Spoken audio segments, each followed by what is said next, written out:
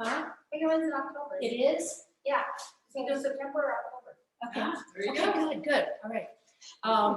You say it, At our yes. last fly fishing expo, I went and heard Mike McLean talk about fishing the high mountain lakes. I thought, wow, this would be a nice presentation.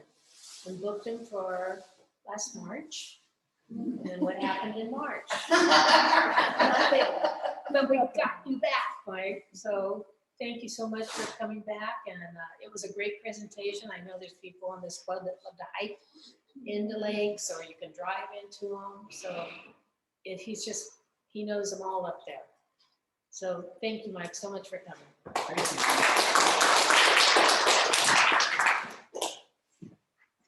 Well, thank you, Greta, for your persistence too, and getting me here. I had a bit of a scare this morning. I also teach other stuff. I'm a mortgage banker by day, and so I was teaching a class at the Real Estate Academy this morning. When I got out, my phone was lit up because one of the reasons we kept getting delayed on me being able to come here was my wife was scheduled for hip replacement surgery, her second one. So say they call it a hip revision when they have to redo it. She had it done a year ago. So 3 weeks ago, yesterday, she had it done, and it's like, okay, she's on the heel. Well, she dislocated it this morning and rushed her into ER, and I was like, okay, I can't do this to Greta. I can't do this to you guys. So, and my wife said, you better be there. That's all I don't know. Yes. So anyway, so thank you very much for inviting me. I've added quite a lot of new material since a year and a half-ish ago at the last expo.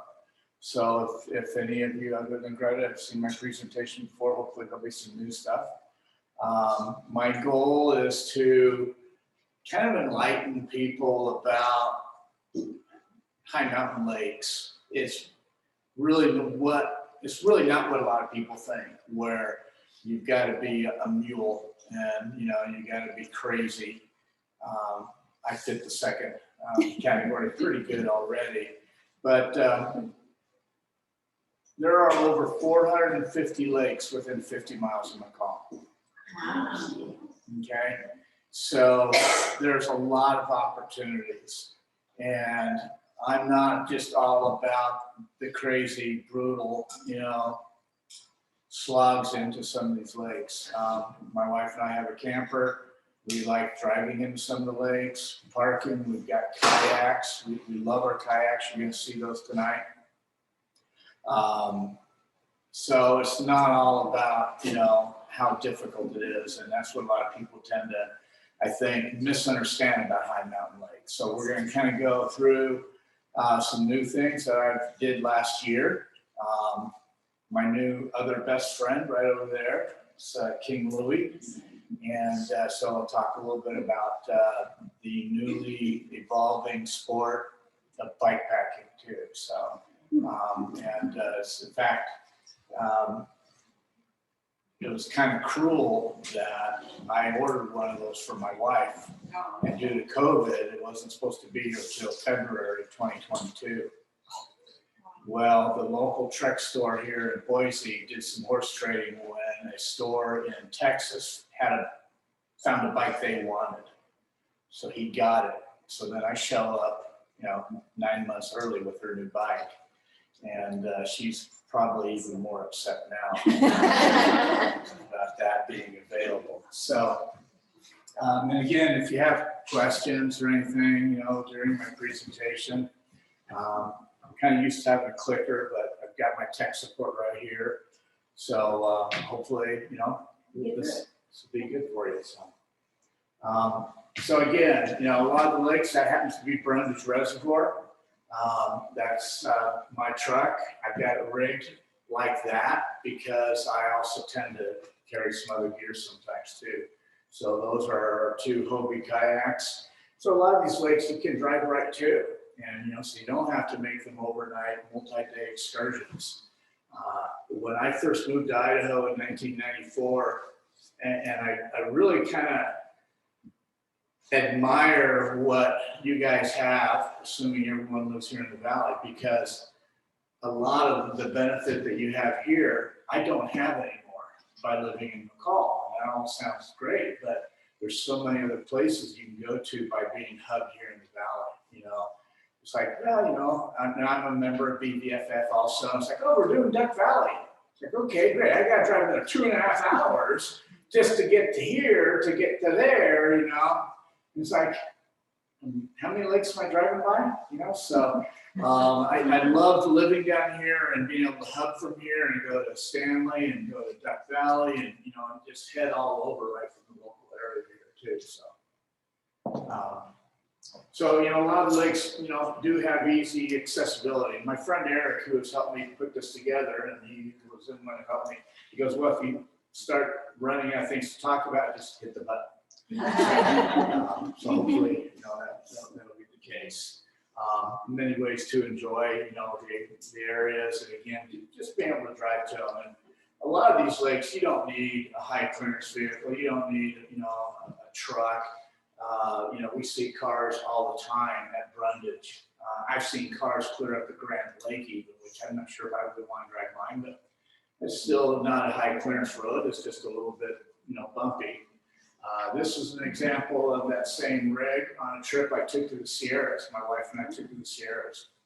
So backpacking gear, 4 bikes, 2 kayaks, and a lot of really good times, 11 days in the Sierras. So we were kind of, you know, ready for everything that we could do. And what was really nice is we were staying in one of those condos right there. So we weren't roughing it too much, but we were hubbed in such an area that we got to experience lots of different things. Those that are kayaks again, we absolutely love the Hopi Outbacks. Idaho River Sports carries them. That's where I would recommend. There are other places, but they are just super over there. And what attracted Carrie and I, because it was one of those 100-degree almost days in McCall, and they were doing kayak demos at Fayette Lake. We were like, oh, let's just go get wet, you know? And we never even knew these things existed. These Hopi Outbacks, you can pedal them. And as soon as I saw that, I'm thinking, okay, hands-free, casting to rises, set your rudder, work your shoreline. One of the best investments we ever made. Now, with my wife's hip being slightly compromised right now, she can still get in it and paddle. So you still have the opportunity to paddle. But what's so really nice about these is the fact that you get your hands free, you can pedal as slow as you want, work your shoreline, work your rises, take your dog. You know, she likes to go so much that when I get them off the truck, I can't even get them to the water. She's already loading up. It's like, come on, you know, you're 90 pounds. Just give me a break here. Like, how much do they weigh? Pardon? How much do they weigh? The Hopi Outbacks weigh about 70 pounds. Okay. Yeah. So they're manageable. They're kind of cumbersome. But we've got wheel kits too for them that you can pop in. They're just, they can be, you can manhandle them as much or as less as you want, especially if you just slide them in the back of the truck, pull it out, you pop the wheels in, lay it down, walk right down the water, pop the wheels, flip them over on the other side if you don't have your dog with you. And because the wheels will just kind of go right here in this little spot right behind Carrie there. So pretty handy, especially one of the other things that kind of attracted us about those is the ability, each one of those will hold about 400 pounds. So human weight, and then gear that you can put all deep inside. And so one of our goals is to go up into the boundary waters. And so you go across the lake, pop the wheels in, keep all your gear loaded inside, drive into the next lake, pop the wheel out, and off you go again. So they're pretty versatile. You can demo them over there at IRS. I'm not, you know, I don't work for them, but I really love the product. So it's really a super fun thing to do. I've had well, that was our first German Shepherd of 3 that I've had now since I've been with Carrie. And he was a big boy, but he would, and even one we have now, I mean, I look back and she's sleeping, got her head dragging in the water. Yeah, so they like, so. Meet my friend. So.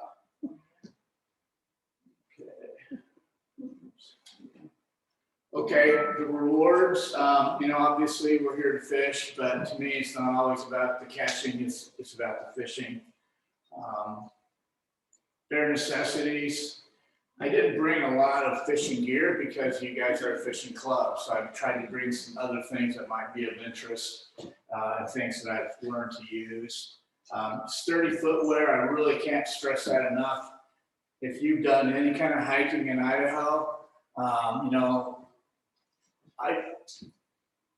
I was blessed by being raised in national parks.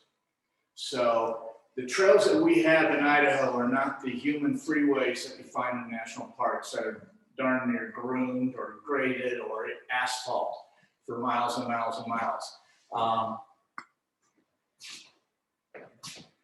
This is a pair of boots I've worn out. They don't look that worn out, but I can feel every pebble underneath these soles, okay?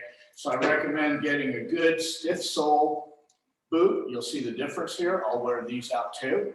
But get a good stiff sole on your boots because of the kind of terrain that we're walking in so frequently here, whether you're on trail or off trail, even, especially a lot of the trails where there's mixed use on those, motor vehicles, horses, things like that. Those trails can get pretty torn up and you'll have a lot of gravel and rock on them. And so I really recommend as stiff of a sole of a boot as you can tolerate, okay? You lose a little bit and maybe some flexibility, but when you're going in a long distance, it'll pay off in the dividends for you. So, the great thing about Idaho, I think, especially the McCall area, but we've got a lot of short hikes available.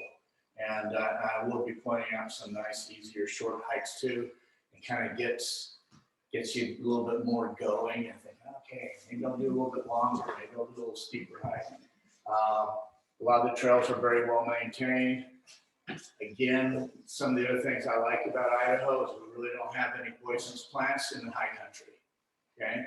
We don't really have any poisonous snakes in the high country.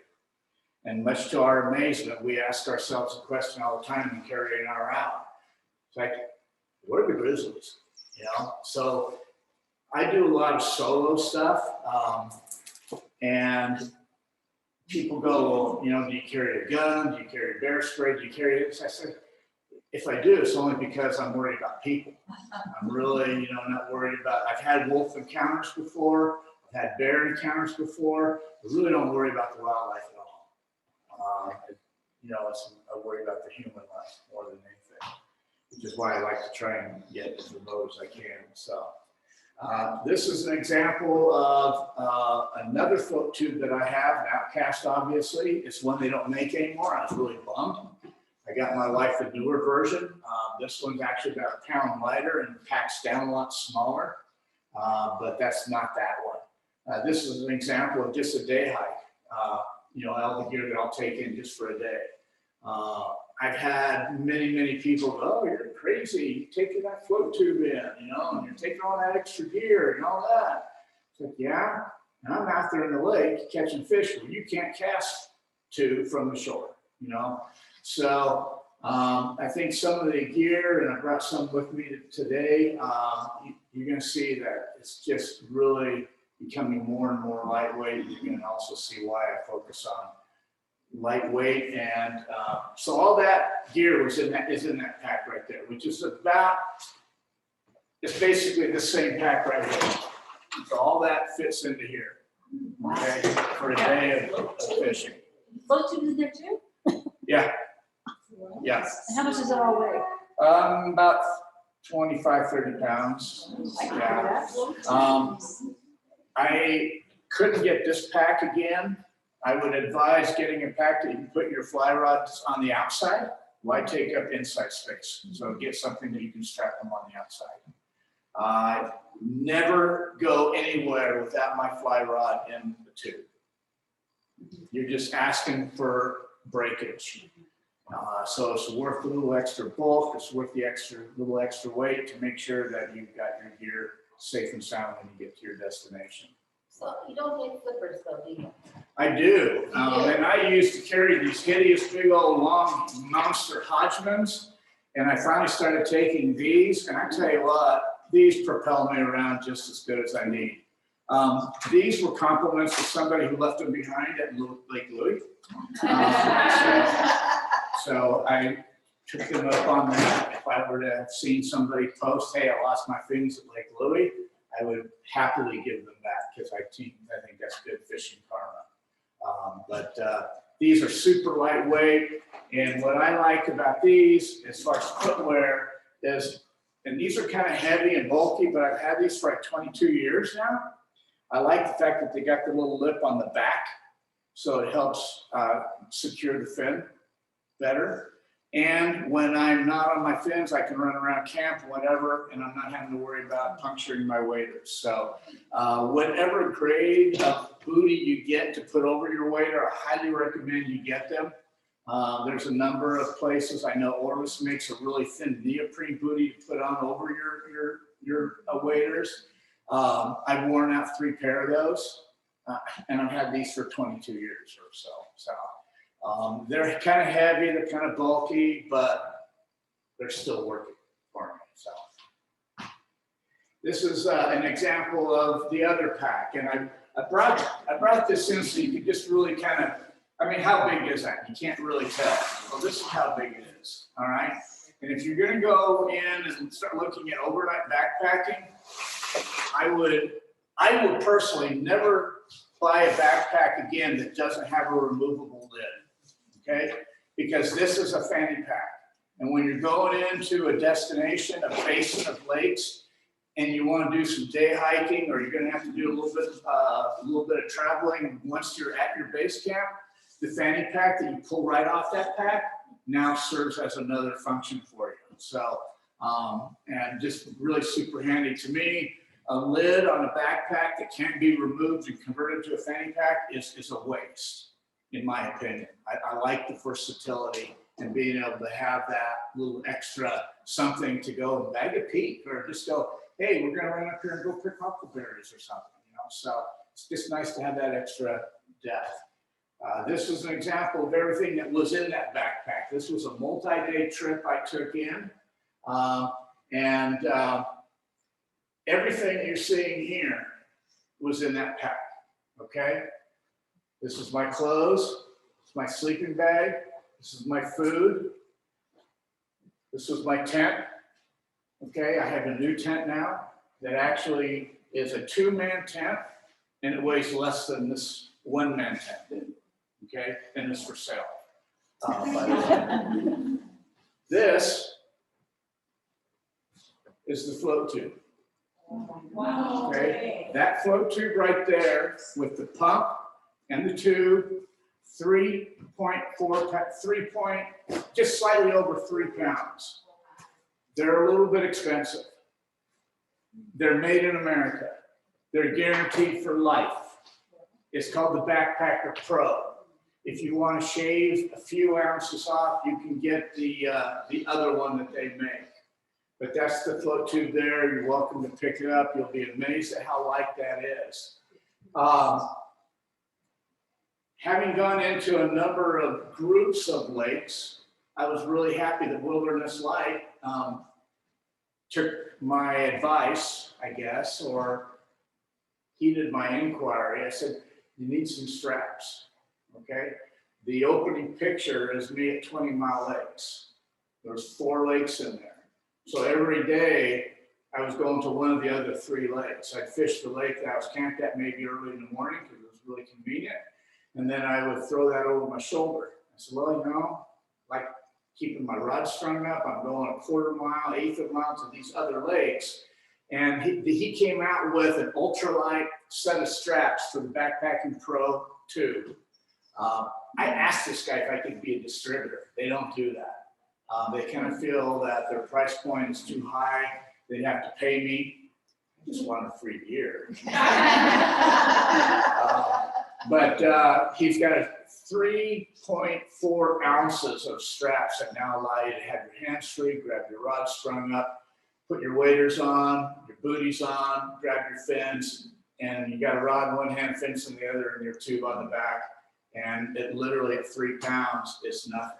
And you can zip up to these other lakes once you get to your base camp set. Okay. And there's the fins right there. Hiking sticks. I can't stress enough. My friend Eric blocked at hiking sticks. Has anybody ever hiked with hiking sticks before? Quite a few of you. These were Eric's words. They aren't just for old people. Okay? They really save your knees. They really save a lot of energy.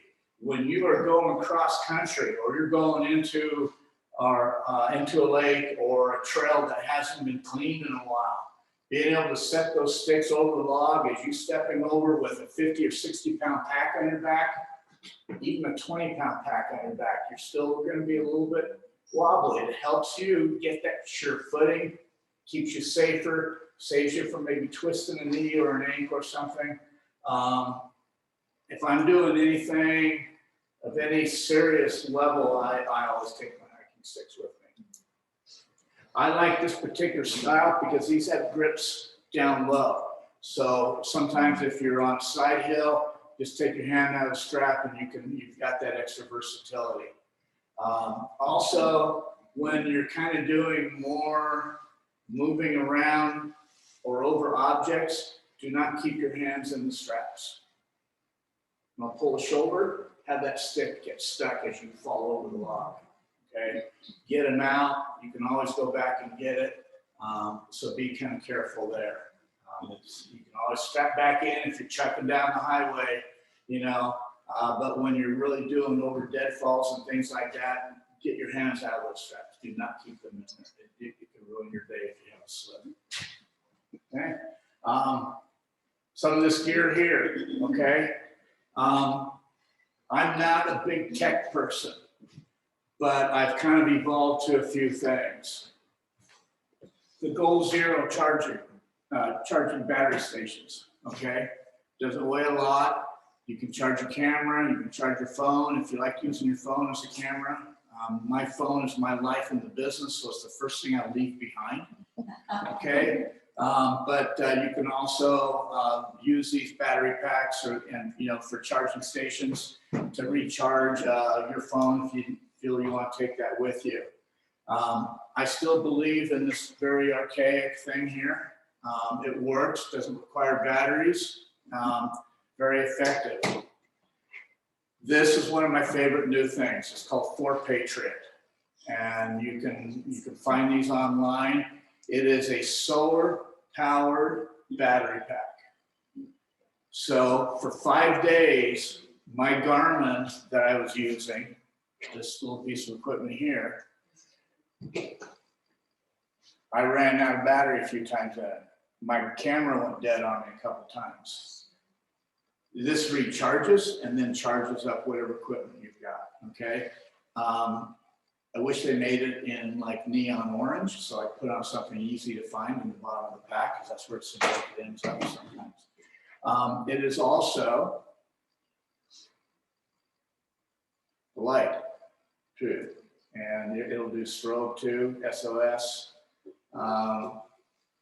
So it's a pretty handy little tool. I think they're like 29 bucks, or you can get 3 for like 59 bucks. I bought 3. I've got one. My wife has one. I had one. I gave one to a friend. Where'd you get it? I got it online. I saw this thing on Facebook. Sucker. I checked it out, kept going back and looking at it again and again. And I say, no, I really kind of like this. I think it's pretty good. The reviews were huge. The reviews were really good. They were referring to military grade. They were showing vehicles driving over these things in the mud and still working.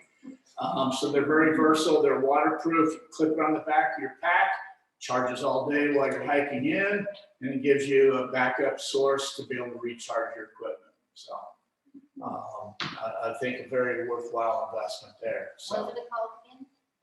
it's called the Ford Patriot. It's the number 4 Ford Patriots. Okay. Okay.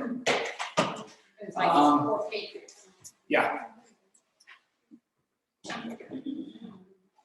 I've really been fighting getting a GPS and a map system.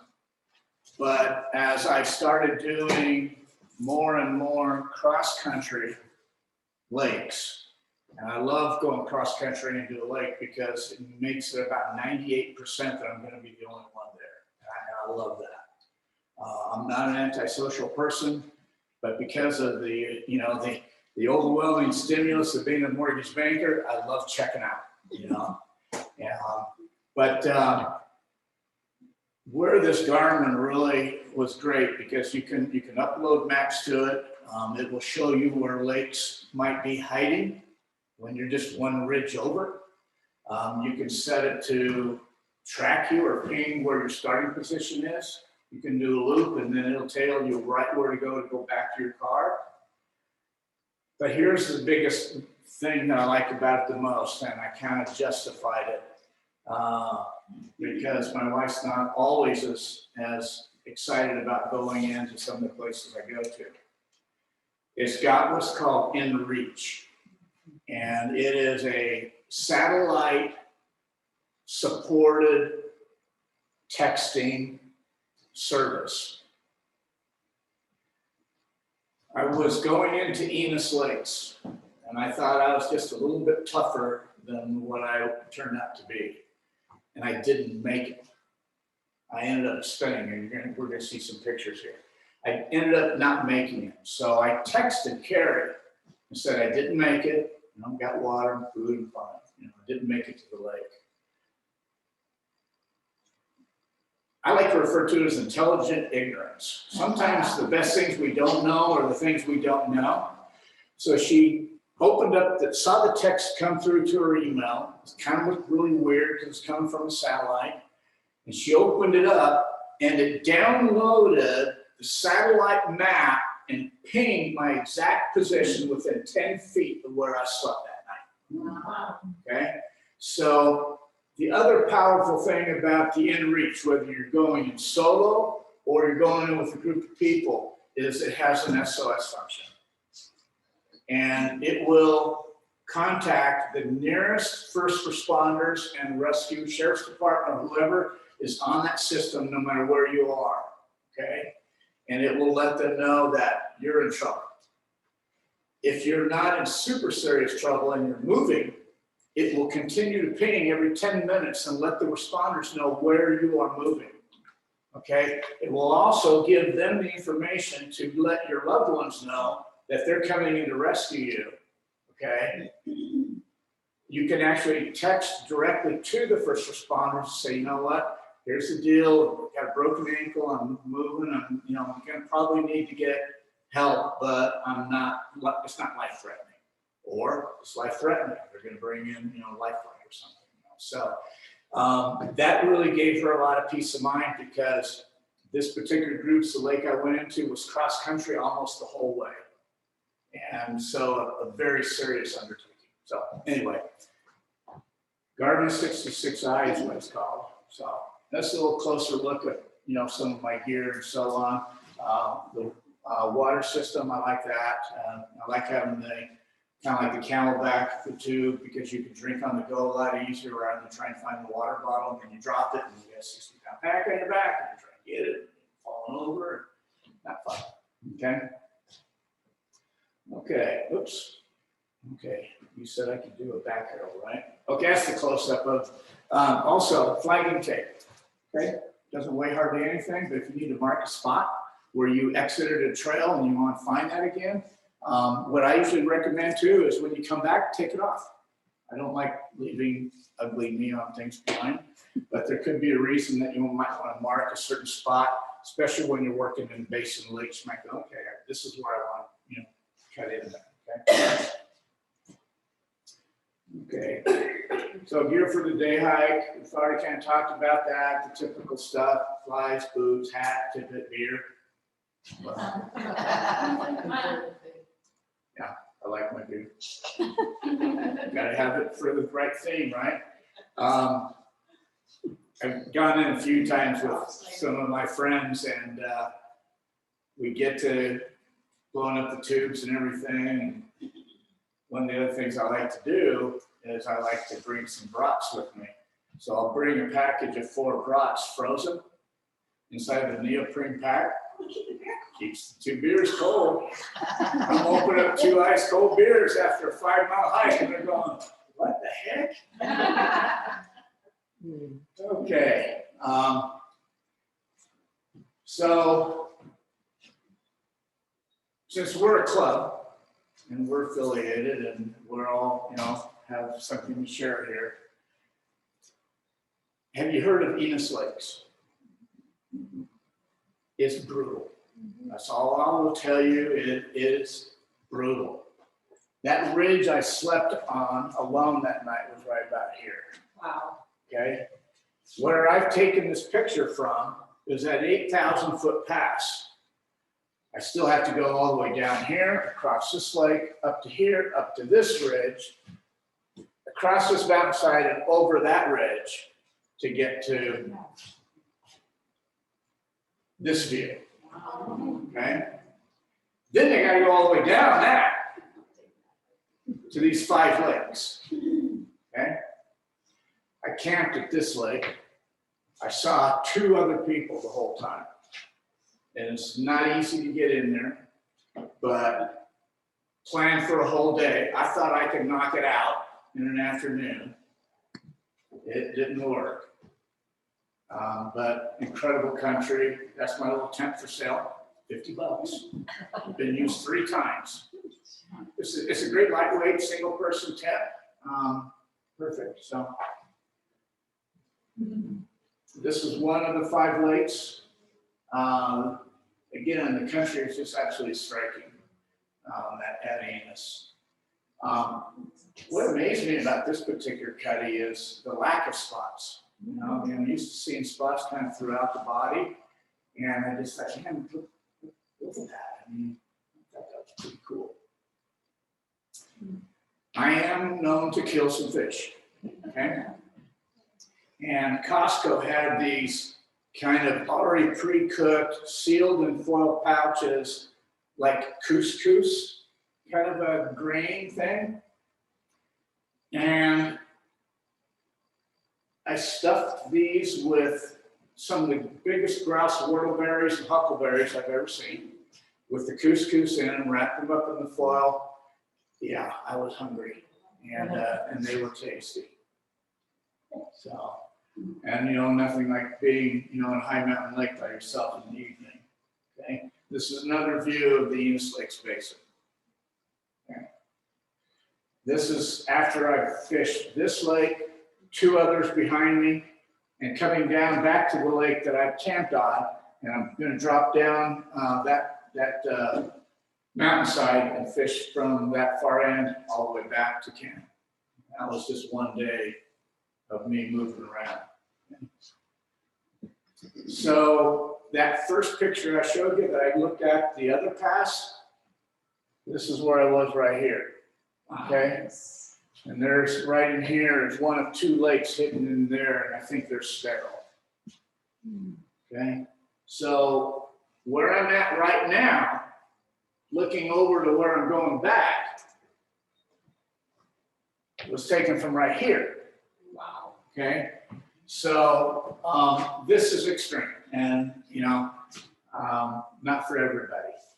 Okay. And right as I was getting back to close to the vehicle, I got a nice double rainbow, and the rain kind of felt good, and probably washed off some of the stink on me. But anyway, 20-mile lakes. My point here is, it's not always about the lakes. Fish some of these outlets. You'll find fish hanging out in there. I'm sure most all of you know that. But the 20-mile lakes is another basin of lakes, and the reason why Wilderness Lake now makes straps for their tubes, okay? Because I like running around when I get to some of these lakes. Lake Bluey, okay? You may have been there. It's a great shorter hike. It's a bit of an elevation gain, but you know, I did it in 30 minutes once because I left my reel at home. So I left my buddy to keep hiking up, and I got back to the lake right the time that he got to the lake as he kept hiking up. You know, some of those Californians who think they're really tough working at sea level, yeah.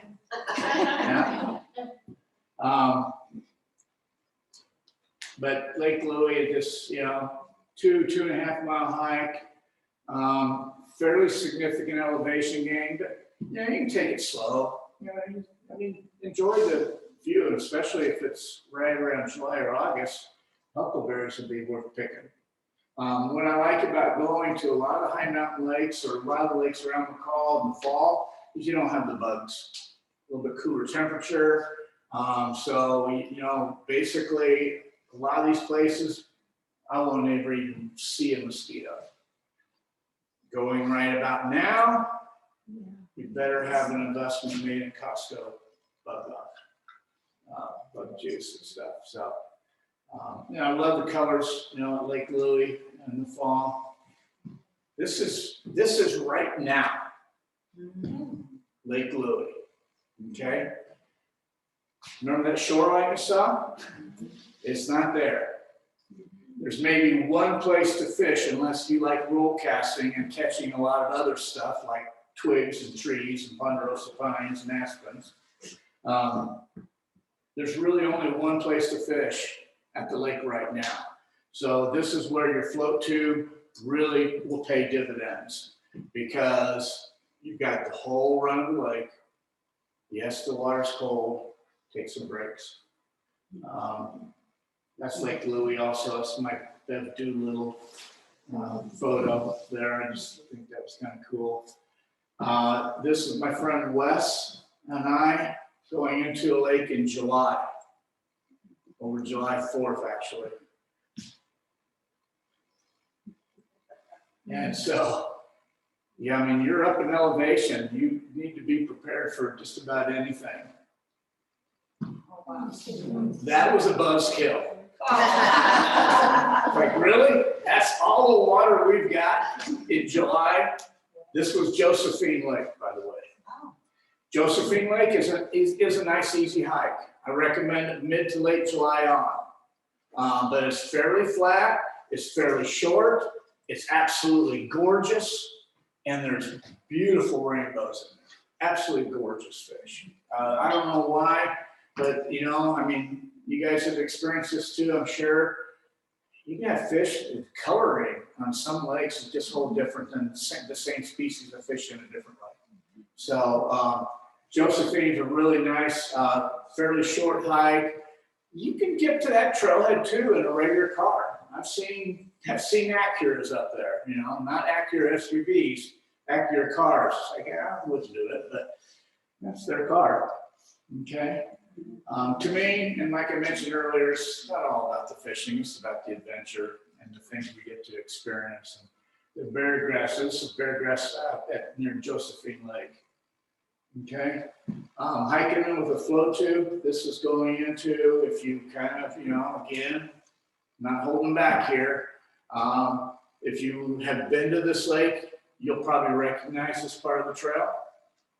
Anybody recognize it? Okay. How many people have been to Shaw Twin? Not one. Really? Say it again, what is it? Shaw Twin. Okay, Shaw Twin Lakes. It's another fairly easy walk. It's quite flat, to say, blocked off the other access. So it's a nice easy hike.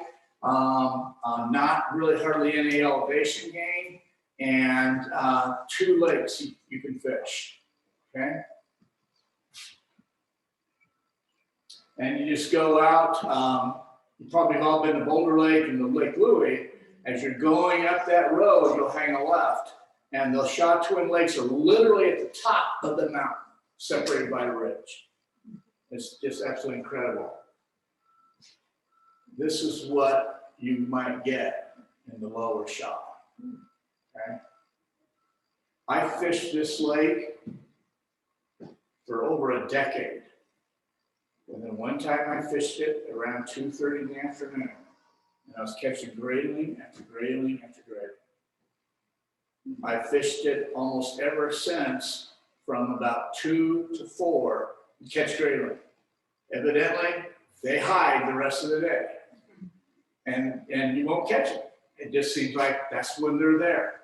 That's when they start feeding and moving around. Okay? That's a nice Louis cutty. Some of the flies I like to use for the high mountain lakes. I tell you, if you've never been around when cinnamon ants are blowing off the pine trees, wow, it just turns on the lake. And you can be out in the middle of the lake. Where those ants are falling, that's where the fish are going. So you don't have to necessarily fish the structures or fish the shoreline. They're going to come rising for those cinnamon ants like crazy. Okay. And Pico spider, that's another locally tied fly by Eric Mancata. Boy, I tell you, it's been quite the go-to fly. I've used it a lot. And he doesn't even give me any for free. I still have to buy them. But it's a really nice versatile fly, easy to see, floats good. Actually, a friend of Eric's saw this picture that he posted on a blog, and he was an artist, and he wanted to paint this.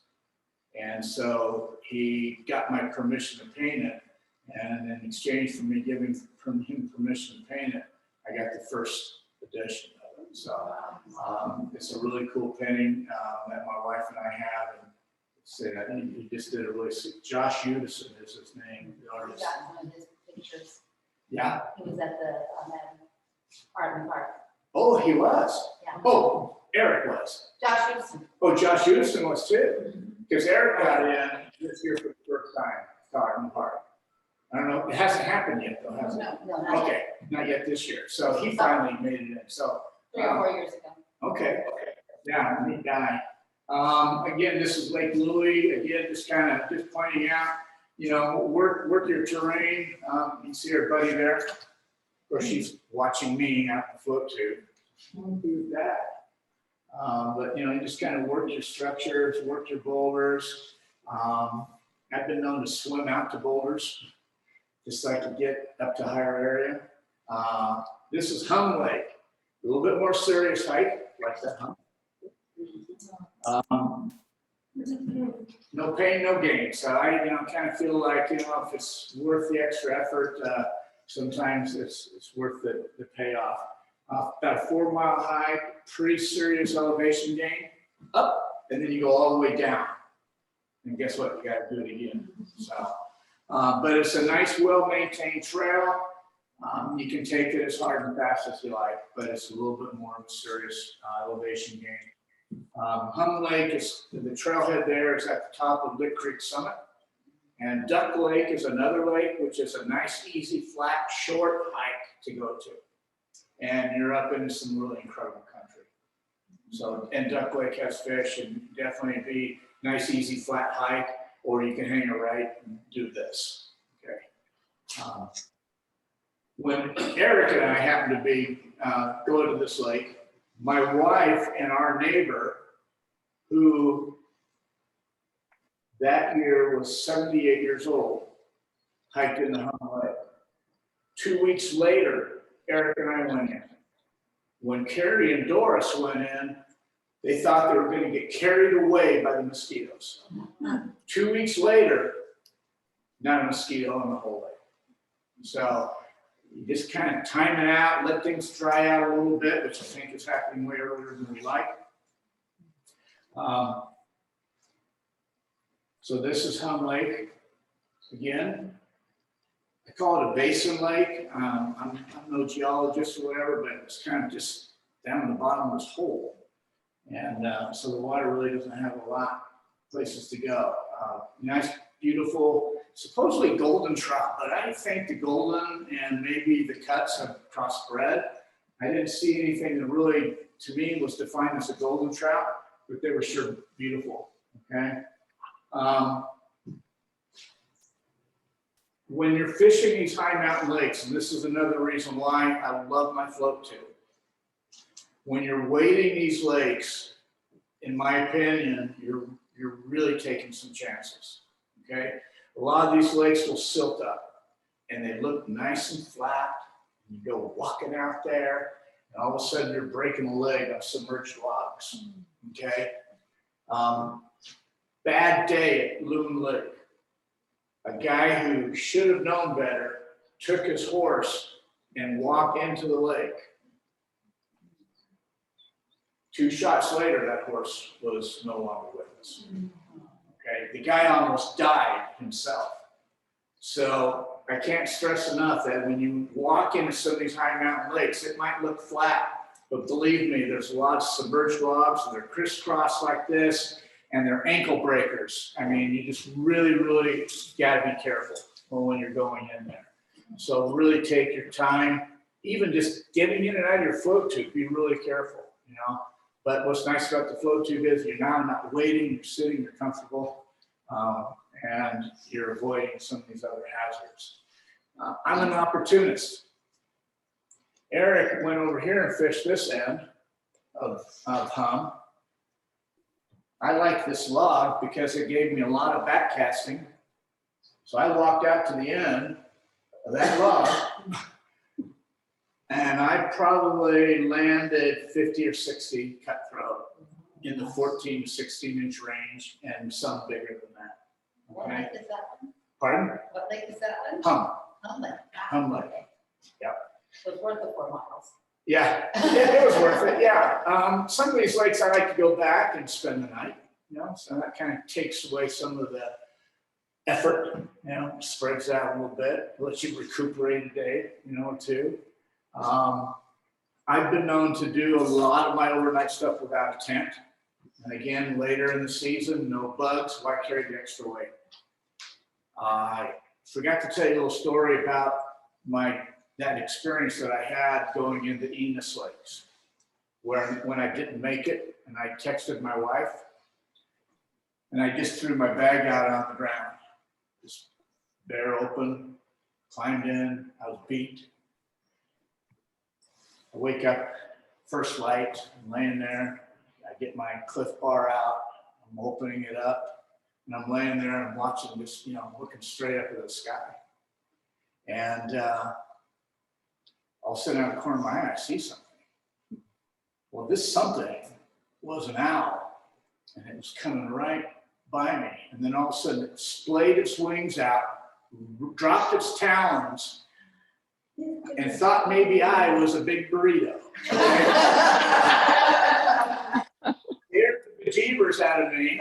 And I moved. It thought, what the heck is this? The only thing I can think of is it must have the crackling of the wrapper must have thought it was a rodent.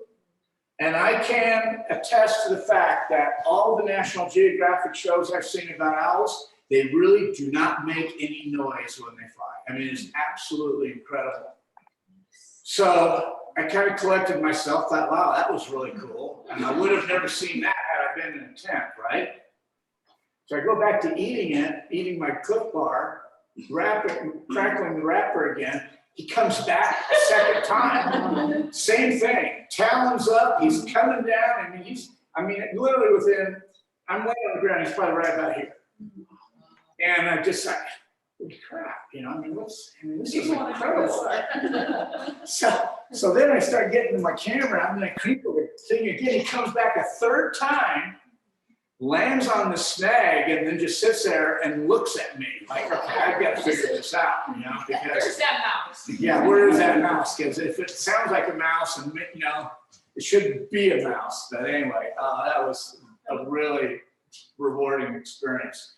And of course, before dark, I jumped a bull elk chasing another bull elk away from his harem, and that was kind of exciting too, because they don't tend to move for much. This is another pretty easy lake to get to, although I promised Bert I would never tell you the lake, but do your research. That's a monster, okay? A monster fish in there. And This fish has got hooked on hiking high mountain lakes. I mean, it doesn't take much, but I tell you, that was one really nice big fish. I love the wildlife, never know when you get lucky, but again, they're usually moving away from you, not at you. You get lucky enough to see them. This was over in at Lost, I think it's called Lost Lake, over like over by Tamarack, not Tamarack Resort, the sawmill north of Council up in that area. And there's 16 of them. I don't know how that parent's going to deal with all that. I mean, 16 of those little buggers there, and that was, again, just fun stuff. That same guy that I came from California, who all of a sudden thought I was trying to kill him. That's a fresh wolf track up in Johnson Creek area. That's my wife's hand. My wife had about the same size hand as me. Those were fresh wolf tracks, literally probably within hours. So fun stuff. Plant life. Grouse whortleberries. How many people have eaten grouse whortleberries? One? And how many of these people do you think have walked by them day after day and you never even see it? So a little shrub that grows maybe this tall, the really tall ones, maybe 1.5 feet or so. The little berries are small, typically very, very small, like about this big. Get a handful of them, you'll never eat a sweeter berry. If you ever see grouse whortleberry jam, and it's in a little jar about this big, and they want about $30 for it, you'll know why after you try and pick just a spoonful, okay? But really, really tasty, and it's amazing how many people never have seen them because you're just thinking about fishing, going and getting into the lake. Huckleberries, a favorite of mine. I call these salmon berries. I think some places refer to them as thimbleberries, but they're also good. They tend to ripen up fast. The different species of fish. I don't know, how am I doing on time? It's about 6:15. Huh? No, we're at 8:15. What's When am I supposed to be done? When you go like this? When you unplug the projector? Yeah. You're fine. Keep going. We'll Okay. So, again, this is just part of my previous the golden trout. And Eric and I went in, what's today? Wednesday, Sunday, to try and get in this lake here that holds rookies like that, you can drive to. Oh, yeah. Yeah, What's the name of it? Goose Lake. Oh, yeah. And that's what they're about to call? Yeah. All these lakes are up in the fall area? Yep, everything you're seeing here is around McLean. Okay, brook trout. But what Eric and I went after on Sunday was this puppy. Wow. Oh my God. Tiger muskies. And in fact, the state record tiger muskie was recently, well, maybe 3 years ago now, at Little Payette Lake. And that's another nice fishery. Trout, bass, and if you don't mind swimming with these puppies, those, tiger muskies, okay? For those of you that might not be familiar with what a tiger muskie is, it's a cross between a pike and a muskie or a muskellunge fish, and they are sterile. They can't breathe. So what they'll do sometimes, meaning fish and game, is they'll put these fish in lakes that they want to eradicate the species. So they eat everything, literally, and then they eventually die off, and then they can replant them. So they aren't having to use chemicals and things like that. If you ever have the opportunity to catch one, do not stick your hand in its mouth. They have serious, serious teeth. I mean, they will shred you. Okay? Trails, looking for the different signs. Obvious one, worn path, cairns, blazes. So if they, put a blaze on a tree, carve a piece of the bark off, cut out some logs. Some of them where it really kind of gets good to notice some of these kinds of things is when you're hiking in early season and parts of the trail covered in snow and you're trying to pick it up again. Okay. I've been known to do that. A little bit more serious hike here. Some pretty good elevation gain. I have found good places to fish, not always in fishing books. Okay.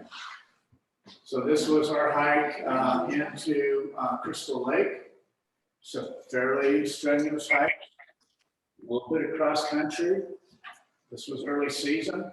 That's how steep. So when we crested out in the saddle, that was cleared out here. So now we're going up and over. Okay. So again, nice to have those hiking sticks.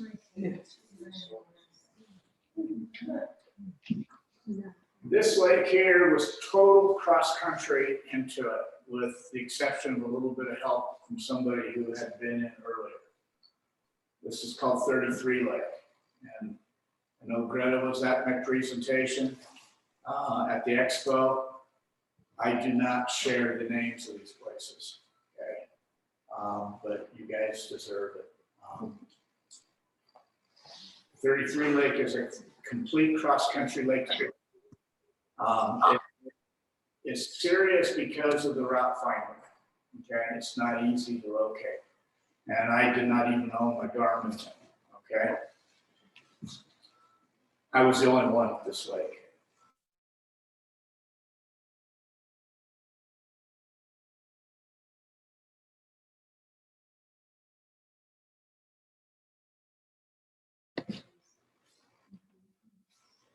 There's a nice example of a very obvious cairn. It's like, yeah, I can see the lake. I don't really need you to tell me it's here. Yeah.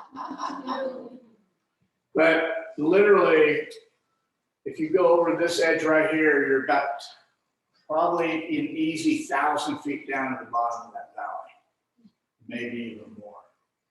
So this lake is just hanging at the top of this mountain range. Okay. My partner, she was a trooper. I had to help her a little bit. Okay, so this slide kind of gives you the idea on how difficult this kind of a hike can be, even with help. Okay, the help that you may not be seeing immediately are the cairns. Okay, that one's pretty easy to spot. And there's another one right there. Okay. There's another one down there. So what you do when you're hiking by cairns is if you don't see the next one, you need to go back to the last one and start looking, okay? Because somebody just piled up a little pile of rocks, okay? Sometimes they fall over, okay? And so you find yourself doing a lot of looking again. So here you can see one. Okay, there's another one. There's another one right through here. Okay, so again, if you hike so far and you can't find anything, start looking back at the other one. And if you can't still find it, go back to the other one, because it could be just that one spot that could be 10 feet over that lets you see the next link. Okay. Question? So is this, because I don't hike, is this an etiquette thing that hikers do to help each other out? Yeah.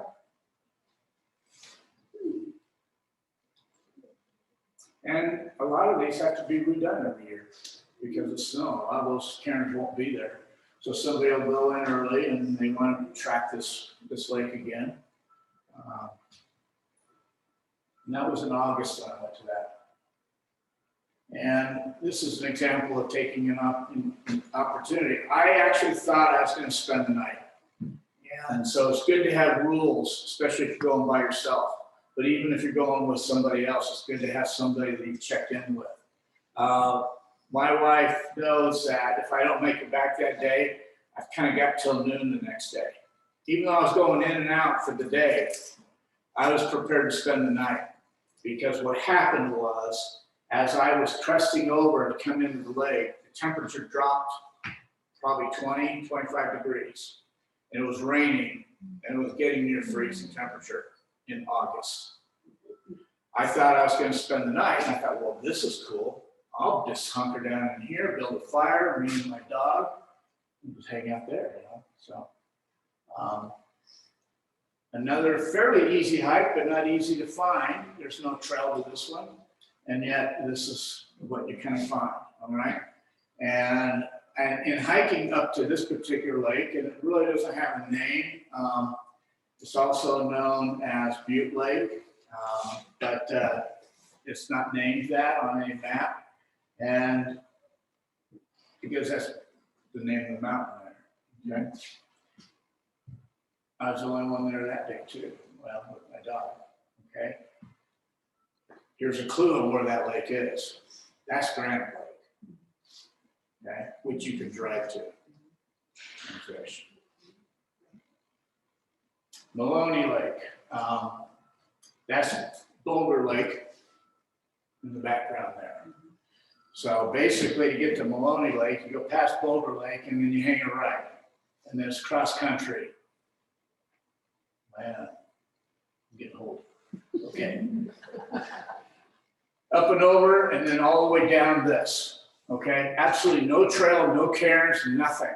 Okay, hiking sticks when you're boulder hopping on talus slopes, and this is what's called a talus slope. Whenever you have a rocky moraine or anything like that, and again, some of these boulders are bigger than cars. Okay, very careful maneuvering. All right, we were in for a multi-night trip, 3 days, and so we had gear with us. This is what we were going down.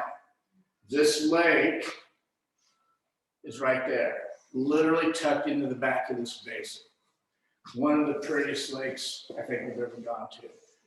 We worked across the boulder field, walked right across this cliff line right here, up and over, and then into the lake, and kind of give you an idea a little bit more of the terrain and the magnitude of it.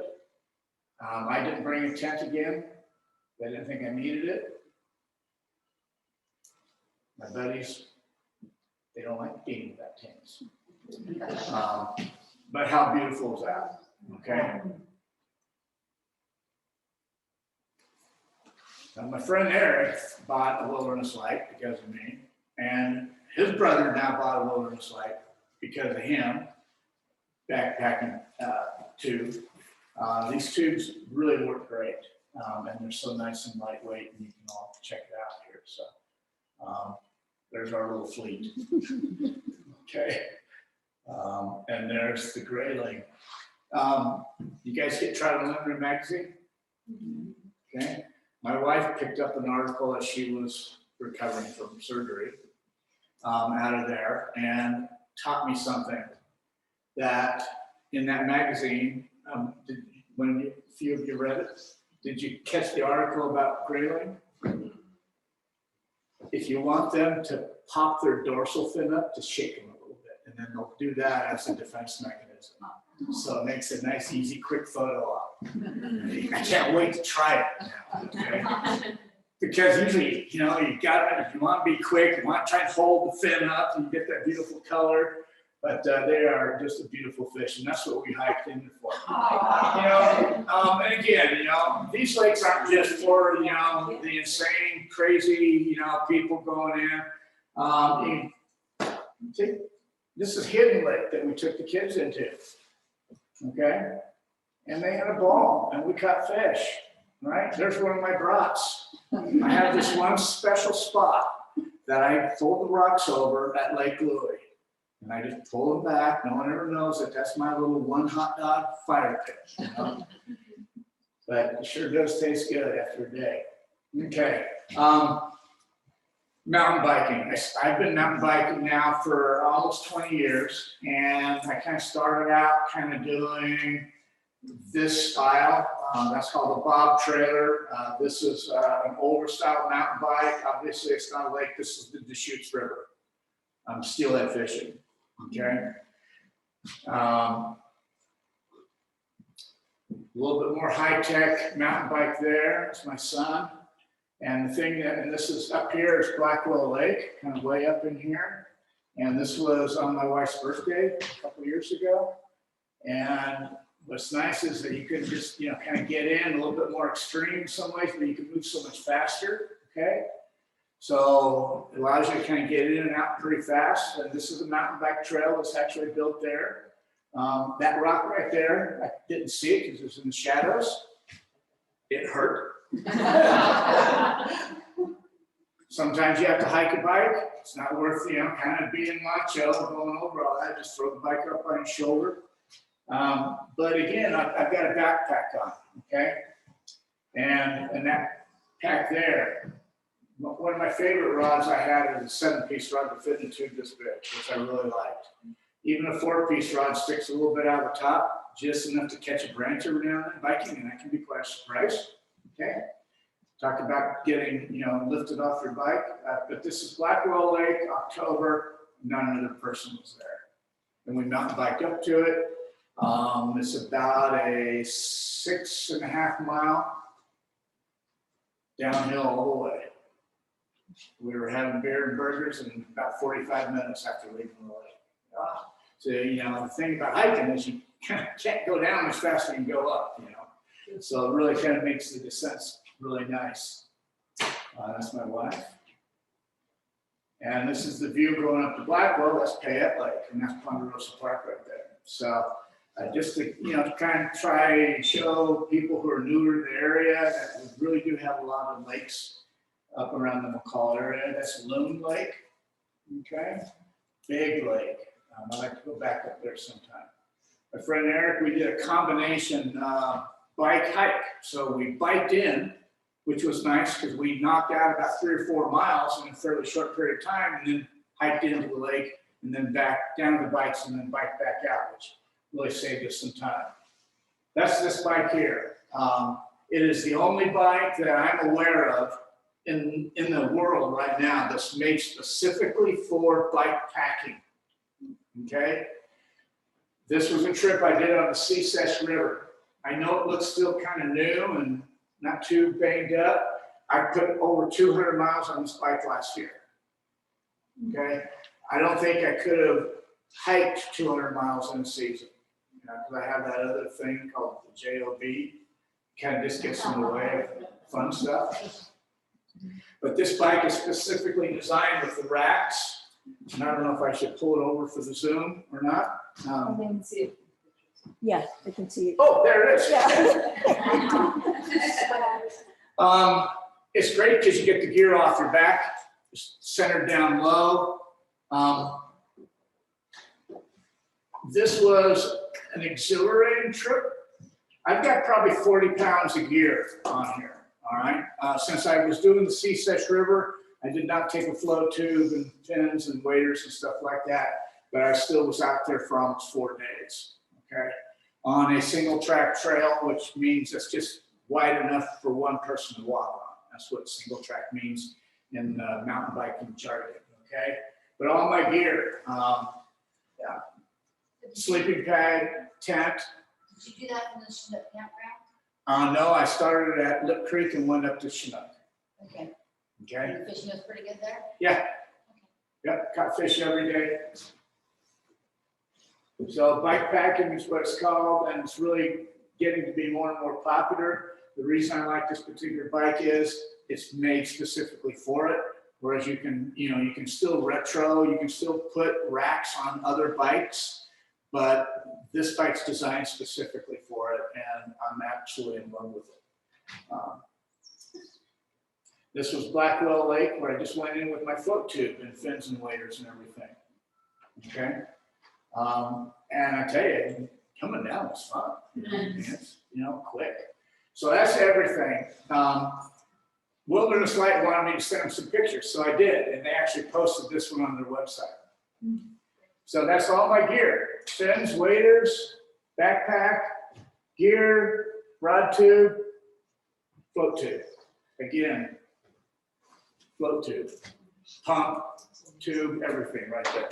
Okay, super lightweight. So as I'm doing more and more bike packing, weight and volume, how much space the gear is going to take is getting to be very important to me. Okay.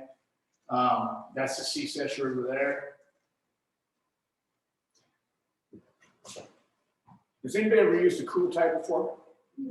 And they are, I mean, in hot weather, they are a savior. Really, really good. For those of you who aren't aware of it, you wet this and these little beads that are in here just blow up. And this thing turns into like a big donut around you, which feels kind of weird at first. But boy, they can really help keep you cooler because they're cooling your carotid artery right here. And it keeps you from overheating. And a very good investment. And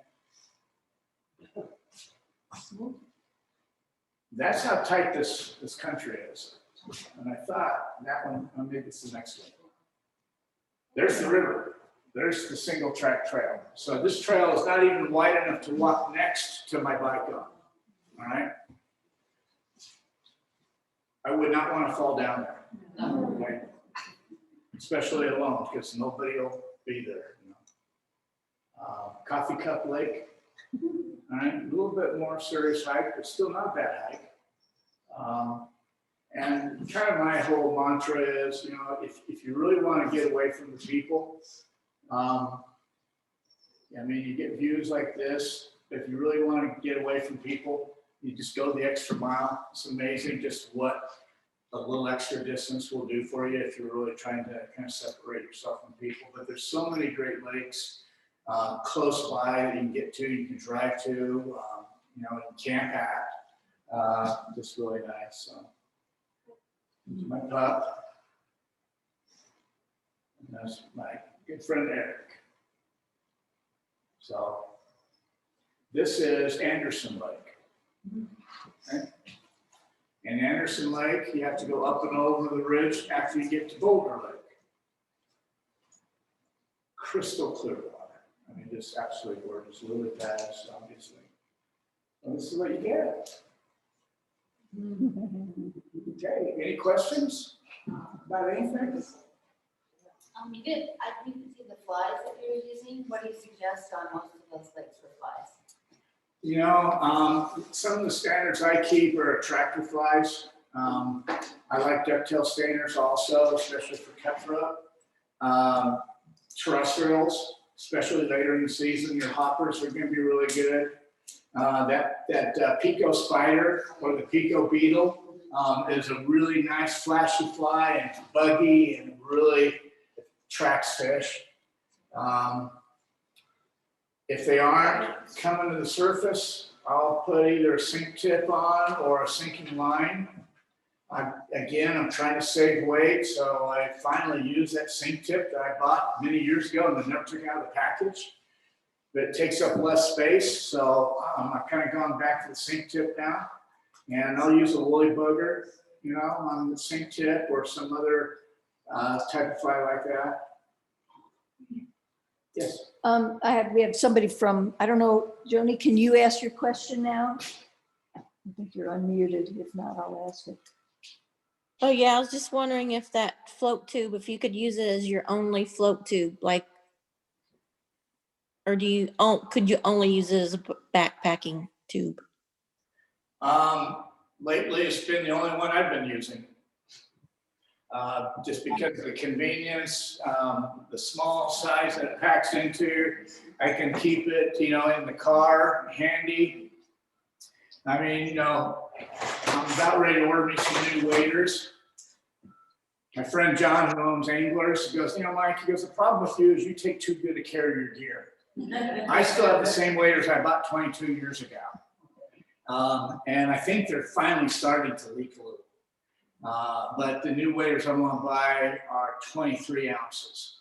So again, I'm trying to go lightweight and small and being aware of that. But this float tube, it's Eric's only float tube and his brother's only float tube. So I would say, you know, they're not cheap. I looked before I came here today. They're $368, but they have a lifetime guarantee. They're made in America. The guy that owns and runs the company is just super incredible. The service is phenomenal. To me, it's a long-term investment, you know. And when it comes to my gear, I like making good investments in my gear. So What does the pump look like? This is what the pump looks like right here. This is it. It's a double action pump. The tube that it comes with, and I show this for our zoomies. So this is the float tube here. And again, I mean, this is super light. And the tube that it comes with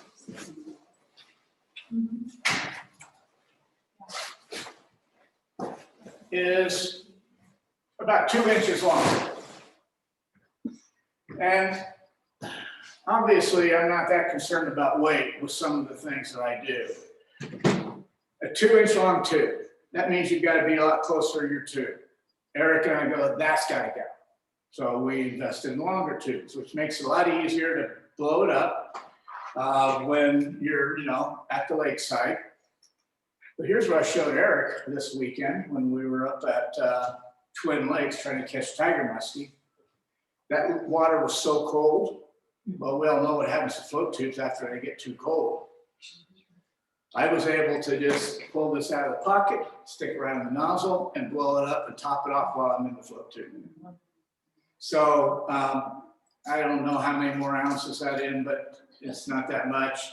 To me, convenience goes a long way also. But yeah, it's a double action pump. So it only takes about 10 minutes to blow that tube up.